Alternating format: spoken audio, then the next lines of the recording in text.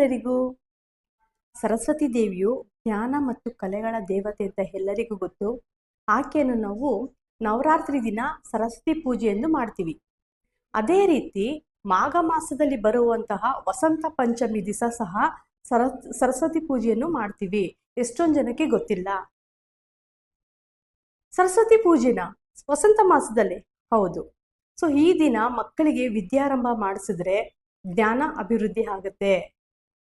ವಸಂತ ಪಂಚಮಿ ಅಂದ್ರೆ ಏನು? ವಸಂತ ಋತುವಿನ ಆಗಮನ. ಈ ದಿನ ಸರಸ್ವತಿ ಹುಟ್ಟಿದ ದಿನ ಅಂತ ಸಹ ಹೇಳ್ತಾರೆ.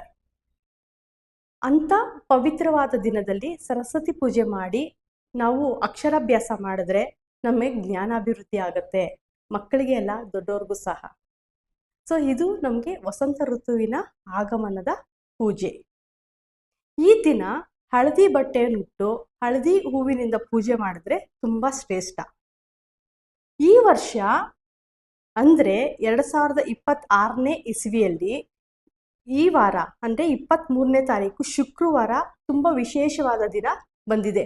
ಲಕ್ಷ್ಮಿ ಮತ್ತು ಸರಸ್ವತಿಯ ಕೃಪಾ ಕಟಾಕ್ಷ ಎಲ್ಲರ ಮೇಲೆ ಇದೆ. ಸೊ ಈ ದಿನ ಎಲ್ಲರೂ ಪೂಜೆ ಮಾಡಿ ದೇವಿಯ ಕೃಪೆಗೆ ಪಾತ್ರರಾಗಿ. ಯಾರು ಮಿಸ್ ಮಾಡ್ಕೊಬೇಡಿ. ಅಂತ ಒಳ್ಳೆ ದಿನ, ಈ ಶುಭ ದಿನ ಬಂದಿರೋ ಅಂಥದ್ದು. ಸೊ ಮಕ್ಕಳಿಗೆ ಎಸ್ಪೆಷಲಿ ಎಕ್ಸಾಮ್ಸ್ಗೆ ಎಲ್ಲರಿಗೂ ಒಳ್ಳೆಯದಾಗುವಂಗೆ ವಿದ್ಯಾ ಆರಂಭ ಶುರು ಮಾಡಿ ಪೂಜೆ ಮಾಡಿ. ಇದಕ್ಕೆ ಆದಂಥ ಒಂದು ರೆಮಿಡೀಸ್ ಇದೆ, ವಸಂತ ಪಂಚಮಿ ಅಂದ್ಬಿಟ್ಟೆ.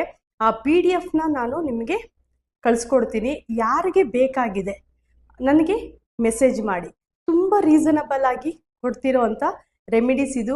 ಏನು ಮಾಡಬೇಕು, ಯಾರಿಗೆ ಏನು ದಾನ ಕೊಡಬೇಕು, ಏನು ಬೀಜ ಮಂತ್ರಗಳನ್ನ ಚಾಂಟ್ ಮಾಡೋದು, ತುಂಬ ಸಿಂಪಲ್ ಆಗಿರೋ ಅಂಥ ರೆಮಿಡೀಸ್ ಇದು. ಸೊ ಇದನ್ನ ಮಾಡೋದ್ರಿಂದ ಇನ್ನೂ ಅಭಿವೃದ್ಧಿ ಆಗತ್ತೆ, ನಮಗೆ ಜ್ಞಾನ ಅರ್ಜನೆ ಆಗತ್ತೆ, ಪೂಜೆಗೆ ಅನುಕೂಲ ಆಗತ್ತೆ. ಏನೇನು ಮಾಡಬೇಕು ಪೂಜೆಗಳನ್ನ ಅಂತ ತಿಳಿಸ್ಕೊಟ್ಟಿದ್ದೀನಿ. ಎಲ್ಲರೂ ಜಾಯ್ನ್ ಆಗಿ ಇದದ್ದು ಬೆನಿಫಿಟ್ಸ್ನ ತಗೊಳ್ಳಿ. Thank you so much. ನನಗೆ ಮೆಸೇಜ್ ಮಾಡಿ.